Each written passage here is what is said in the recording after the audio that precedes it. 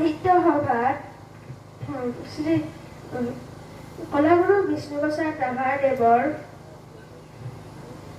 দিৱসত আমি এটি সমবেত সংগীত কলাগুৰু বিষ্ণুদেৱে ৰচিত গীত গাবলৈ ওলাইছো।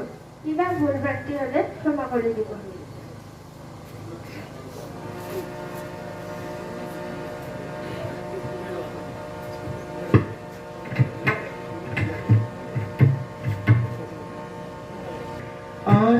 মন্দিৰৰ দুৱাৰ খোলা,